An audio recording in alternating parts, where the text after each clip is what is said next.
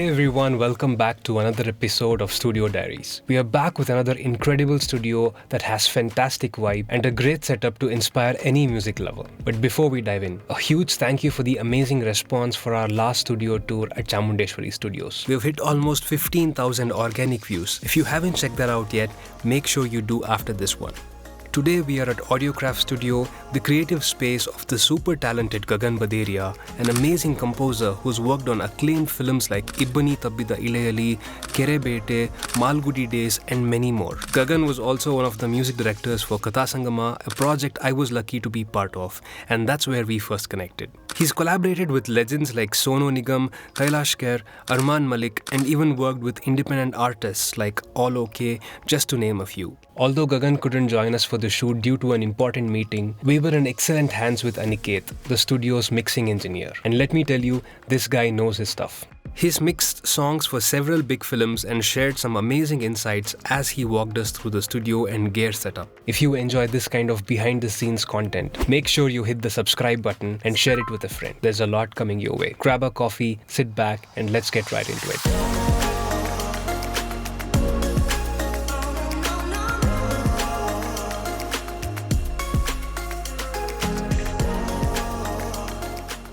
So Aniket, before we talk about all the gears, I just want to talk about you. You've been mixing for quite some time now. Walk us through your journey. So I did my sound engineering from Digital Academy, Film School, Mumbai. Right after my college, I started working basically in a couple of studios in Mumbai, like few ad studios, one with a composer studio.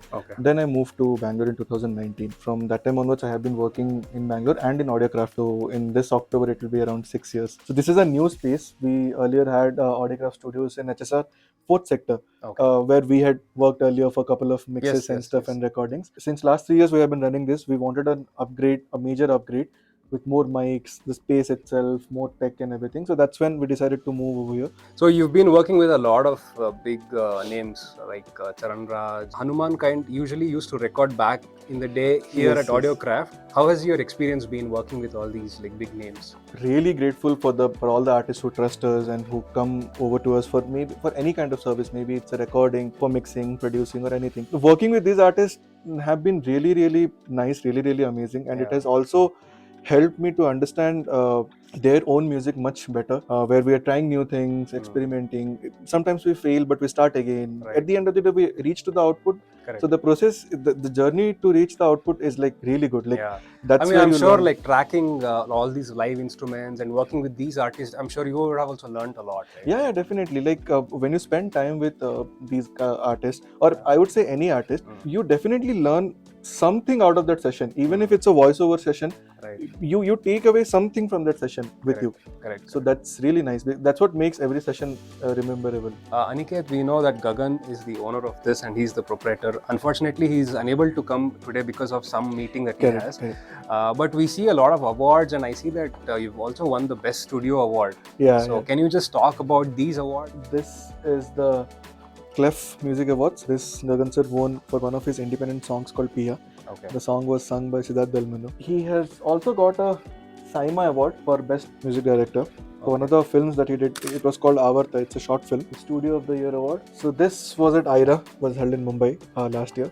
So this we got it as the Studio of the Year. Definitely deserve it. Thank you so much. I mean, here I've seen some of the studios here in Bangalore, but I think this one is like really well designed and very thought. If you ask me, Girish, like see, for us it's not only about the tech specs that you have or how good the room is sounding. Definitely they are the must, and that comes in the first place, but also the vibe. Because see, when an artist comes to a studio, they should feel the vibe of it. That's where the more comfortable they feel in the studio, the more better they can perform, the more better they can ideate. So that's really necessary to set the right vibe, right mood, and also to have a proper engineer or producer working with you. I think that's really important.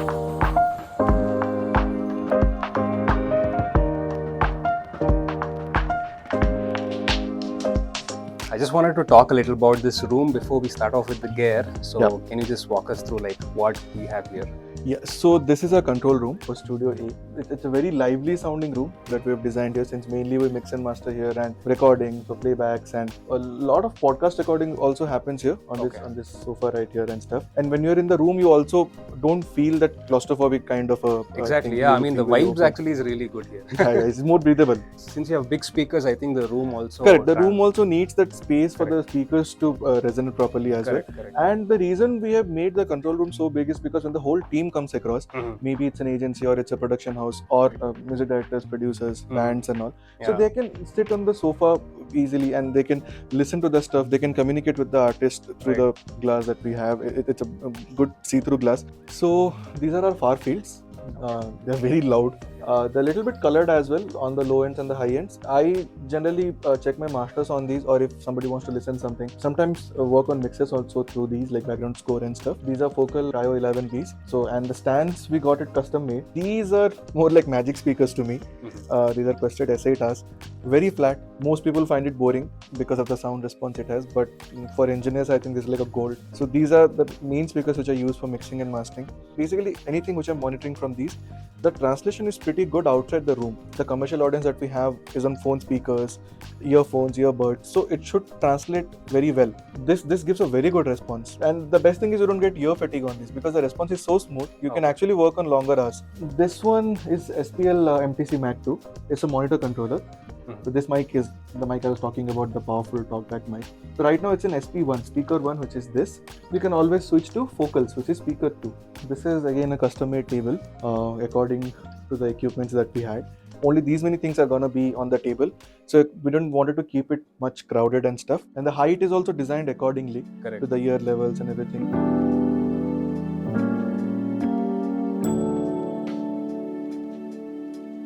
So this is the gear rack.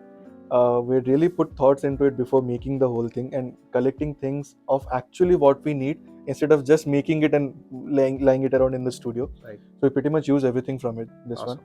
This is the lunchbox from Neve. We have multiple 500 series preamps, Craneborn, Neve, API, SSL VHD, Chandler, SSL6. So basically the reason for keeping all different companies preamps is because we wanted different tones, different colors, so that we can opt in for any kind of recording, any kind of tone. Because some people prefer warm tone, some people prefer brighter tone, some want a neutral tone, some want two analog sounding tone. So we can suit in for any kind of recording. We can patch it in and use it as an insert for the mixing side of things as well to print it, because this has a compressor, this has a saturation if you want to apply it to your mixing effects as well. But I prefer using it only for the recording. Awesome. And there are some recordings which we only pass through it and just record it, and there are some recordings which we do tone shaping also on these. If we have the control, when the artist says okay, just make sure the tone sounds good, do whatever you want. So we can go through compressor, there's silk over here, there's saturation, and there's EQ, there's a tone knob over here. So this is the power unit. Basically everything in the room is connected to this Furman. Best thing to have in a studio.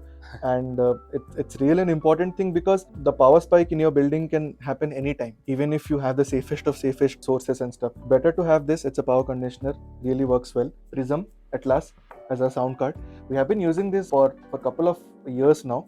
It's been really handy, really reliable, and the conversion is just too good. It's too crystal clear, because at the end of the day, if your source is not sounding good, then nothing can be done later. So it has to be a good sounding source. So the source is really important. So that's why we have really put thoughts into investing these equipments to get the source right. It's not harsh sounding highs is what I feel.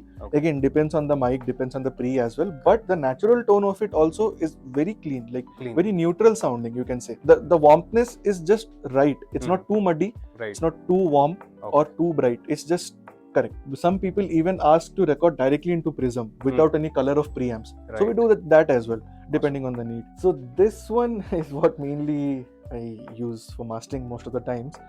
So this is Betamaker's mastering limiter.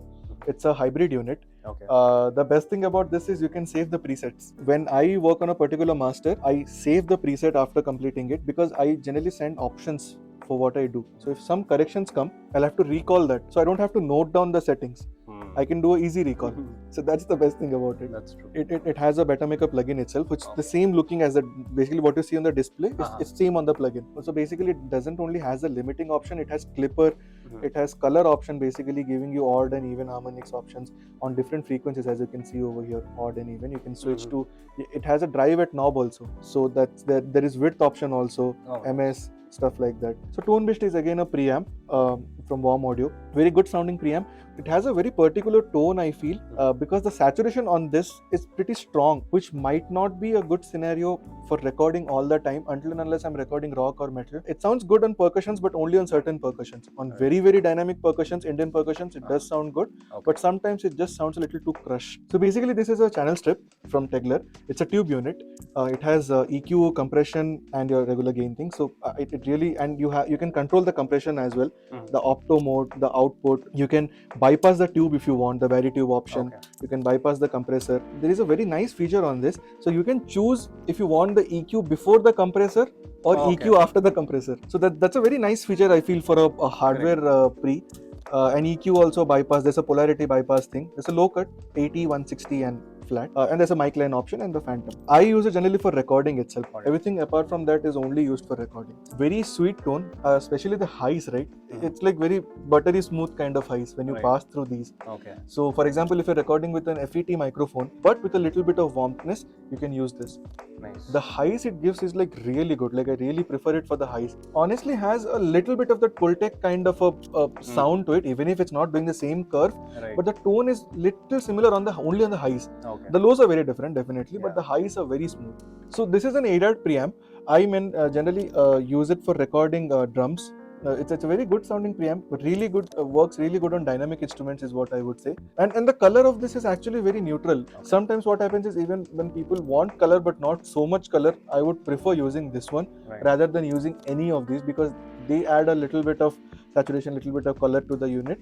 But this is very clean. The Bare Dynamic DT990 Pro, 250 ohms, open back. This is a very neutral, very flat sounding. When I got this initially, it was a little tough to get a judgment on the low ends. But once I got used to it, for me it really translates well. Focals headphone. This is a close back. These are little bright sounding because I feel Focals, Genlex and speakers like this have a little excitement on the high range. So even the headphone of Focals is just like that. Like the sound signature is a little more exciting, little more bright sounding headphone. Come Girish, I'll show you the live room that we have. Recording booth. This is the live room. Nice.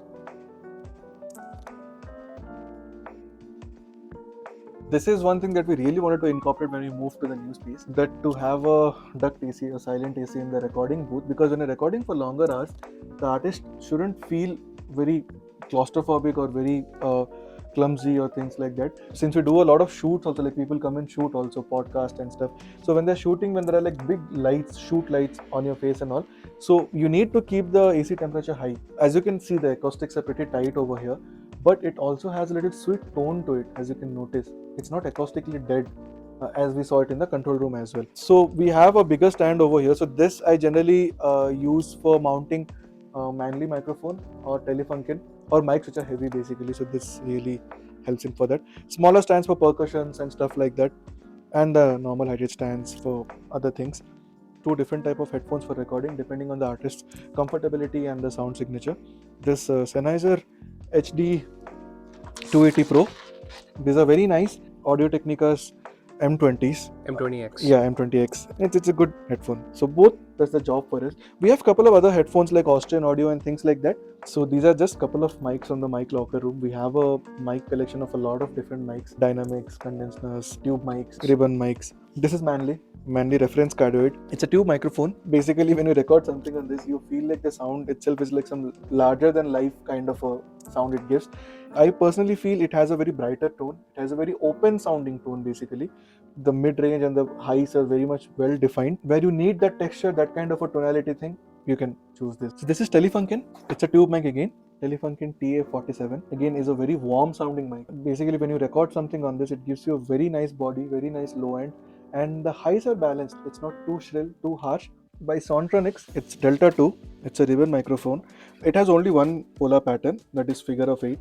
So it's by default in figure of 8. Oh, so do you use this on woodwinds and flute? And I do. I have used it on cello as well. Okay. It really worked well, is what I felt for one of the songs I was mixing. And yeah, it's a good sounding microphone. The body is pretty controlled on this. It's not too much of bump on the body, like good balanced highs. Very vintagey kind of sounding highs, if you ask me. Like So you can use this as a room mic as well, right? You can use this as a room mic, definitely. Sometimes I use it as a mic, overhead mic for your drums as well, like your cymbals and stuff. Even if I have stereo pairs, I still like to use it like this, basically, since it's a figure of 8 to capture the tones out of it. It's a very good sounding microphone. Then we have another tube microphone. This is by a company called Vanguard. This is Vanguard V13. It's a tube mic. See over here, it has this low cut switches and stuff, and basically 2 polarity switches and stuff like that. If you record on these, you might have to do very less processing on the mix. You need the signal to sound very modernish. This is the go-to microphone for that. It really works great on that, I feel. We also have a Vanguard Studio V44S. So basically that's like one more capsule on top where you can rotate the capsule and use it in different polar patterns and stuff for stereo miking.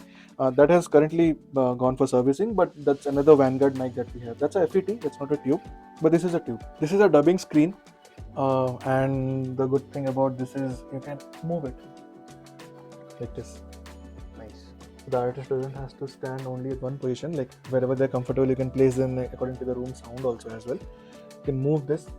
This is pretty big screen for dubbing, and really helps for recording a background score as well. When the artist needs to see what is exactly going on in the visuals removed properly, this really helps for that as well. Sometimes even if we are not dubbing, I like to project the recording screen over here, because sometimes how we connect with the artist, like there are some people who connect with me like, hey bro, cut from this bar, paste with that bar, things like that. That's and comp this, comp that. So they see the waveform and they tell me some things like that. So that also helps. So it's basically like it's mirroring your computer from Correct. there. One of the screens of it basically. So this is about it. And this one more interesting thing in this room that we have done. So this is like a safety measure. That's this power socket over here. So this power socket over here is connected. Basically the cabling has been done in a way. It's connected to the Furman over there, the power conditioner. So we connect our tube mics over here. So for the safety of the tube mics. So that there is a clean signal. The signal is clean, and there is no power spikes happening and stuff like that, because you can't take risk with tube microphones and stuff like that. So we use this for the conditioning part of it. Again, this is a patch bay which is connected to all the preamps over there. So this is the headphone amp. This table we got it made. It's a Behringer headphone amp. So we connect all our headphones over here, and the artist gets 4 control, which is your balance. They can control their own volumes here. Volumes, balance, pan, the highs, the lows, things like that.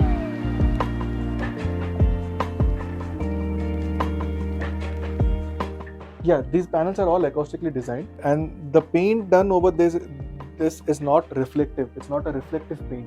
It's just the texture of it that makes it looks aesthetically nice, but sound wise there is no reflection happening from this. One more thing in this room is, again, this is also automated through the lights and stuff. Like for example, if you want the lights to be dim and want to set that mood for recording and stuff, so we have this option where you can dim the spotlights and only the side lights will be on. Wow. This creates a vibe. Yeah, so when you're in the center of the room, imagine you're singing or playing guitar or playing percussions or playing something, like depends on your mood. Like you said initially, the vibe has to be there. I mean, of course, the technical aspect of the hardware, gear, everything matters. But of course, when the singer or the artist is here, they need to have the vibe when they're recording. Yeah, so. See, currently also, as we are inside this live room, we are not feeling restricted to something. Like we're just, it feels like the control room itself, where you feel open, where you doesn't feel suffocated or restricted or things like that, and you can move around freely. In this room I've recorded a lot of things, and I still record a lot of things on a day-to-day basis. Apart from your vocals, guitars, podcast and stuff like that, I record a lot of instruments as well, like how we talked about Nadaswara, Shehnai, your brass sections, wind sections. We have also recorded string sections, a lot of Indian percussion sections, like multiple people playing it together, a whole band playing it together, drum recordings. Yeah, so that was all about Studio A. Let me walk you through Studio B.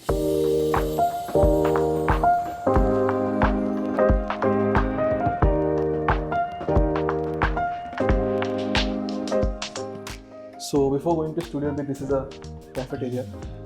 This is a mic locker room. There's a Telefunken Dynamic, there's a Audix drum kit microphone, Neumann 102, AKG 414, podcast mics from Sontronics, Halo from Sontronics. Yeah, so this is Studio B, the production setup. Also recordings happen here, but smaller recordings. So these are our in-house guitars, what we have. This one is a Fender electric. The natural tone of it is also very clean and very good sounding tone. We have a Martin over there. It's a very polished sounding acoustic, not much of body, control body. Highs are pretty crystal clear, very tone specific. Like depends on if you require this kind of a tone, then you can use it for your sound. Very expensive guitar as well. yeah. So like of course we handle it with care, and people also use it. They make sure they handle it with care. The next one is a Yamaha. This has a good body, like the natural body tone of it. It's pretty good sounding. Then we have a nylon over there. It's from Hobner. Very warm, very nice sounding nylon. It's the desk for Studio B. Again, this is a custom made stand. Here we are using Focal Twin 6Bs for production. Especially, it really helps to get into that mood, that zone, the vibe. Like the drive is really good on these. We are using SSL6 as a mixer over here. Generally, what we do is we patch in things through these. So this also acts as a preamp with EQ compression and stuff like that. And then we pass from the SSL to UAD Volt, which is our sound card over there. And this we use as a talkback mic, Shure SV100. This is a MIDI keyboard. Novation, yeah. Pretty basic setup here. It's mainly for production. Since we also have a recording booth over here, the recording quality, of course, it's much nicer and tighter here as well. What we have ended up recording here mostly is voiceovers, vocals, or guitars. Yeah, this is the recording booth. This is a little smaller recording booth than Studio A. But again, if you notice, you don't feel very much of clustered inside. So here also we have the duct AC, the silent AC, so we can run it throughout the recording. The center of the room is mainly the sweet spot for this room, is what I have figured, because this is not a room where we end up using room mics and stuff. It's only for very closer recordings, like vocal recordings, guitars and stuff like Dubbings that. And all that happens. Dubbings also happen. There's a small screen over there. This screen is not a movable screen like Studio A. It's a small screen, but does the job. So depending on applications and users, people book the rooms accordingly. So one more interesting thing that we have is that both the live rooms are connected basically. It's connected in a way like this live room and Studio A's live room is connected in a way that you can record it simultaneously in Studio A's control room. Maybe the vocalist can stay here and the rest of the band can stay there. It's like isolation booth for the vocalist. So this is the patchway that connects from this room to that room. We have a see-through glass here as well to just see between the two rooms. So for example, if you're recording something here, it's not that you're completely isolated. You can see towards them and stuff like that, and the engineer as well.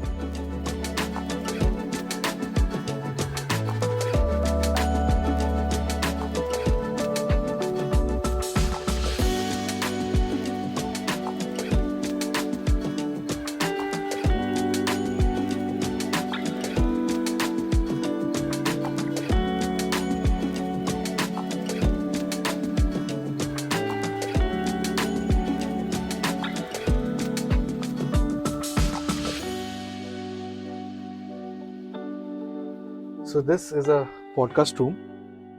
Again, just to clear out, we don't provide video equipments. This is from the current shoot that is going on. Agency or the production house gets their own setup. They set it up accordingly. We have proper podcast mics from Right. Okay. So the audio equipments will be provided by Audiokraft. Correct. And the video has to be taken care by the clients who are booking this place. Nice. So generally, Scandyman records most of his podcast here. Like a lot of episodes he's been shooting here itself, and we also shoot a lot of corporate-based podcasts as well. Like a lot of companies, and we did a podcast for Himalaya as well. Where the agency was from Mumbai. Okay. So depending on certain needs, people like how they would want the frames to be in the video, they set the room accordingly with props and stuff. Sometimes when the things are a little casual, like we have also shot for New Me Asia, brands like that. For those setup, they get their own props and things like that. We just have an iMac over here and a sound card. It's a Behringer. It's just the headphones connected to the sound card, so the engineer can sit over here and monitor the recording. It's a pretty simple setup over here. A lot of time people do it in Studio A also on a green couch, which I showed you. Right. So there we don't use the podcast mics. We use the normal regular condenser microphones, because when we mount the microphone, the frames also has to look good with the mic stands coming in and stuff like that. Right. So accordingly we place things. Whichever looks good we use. But for this room mainly we have been using Podcast Pro microphones from Sontronics. Hi, my name is Kandar Chithatwar. I run a YouTube channel by the name Candyman. I'm a podcaster who does podcasts in Kannada primarily. I have been associated with Audiokraft Studios maybe from the past 2 years. When I entered Bangalore, this was the first studio I saw when I was hunting for studios for my podcast, and I never even thought of looking at any other studio. I finalized this one. One reason is because of the beautiful setup that the studio holds, and people who work here are so kind, so understanding, and very, very professional. That is what I was looking for, and I'm glad that I am associated with them. Mr. Gagan Badireyia has been such a wonderful host, along with his team, Yashwant, Aniket, Sahil, a lot of people. When I come to shoot here for my podcast, it always feels like I'm just coming to my another home. It is so comfortable, so understanding, and the vibe is great. You have to come here at least once just to experience what this studio holds for you. If you are into music, podcast, content creation, or anything for that matter, you just have to just see the brilliance, the thought process that Mr. Gagan has put into this, into creating such a wonderful, beautiful, very beautiful studio. And that's a wrap on our walkthrough of Audiokraft Studios. Hope you enjoyed the walkthrough as much as we did. Also, special thanks to Nandan Srinivas for helping me capture all of this. Couldn't have done it without him. If you like this video, give it a thumbs up, share it with your friends, and don't forget to hit the subscribe button. Meanwhile, if you haven't checked out our previous video, I highly recommend watch that. Thanks for watching, and I'll see you in the next one.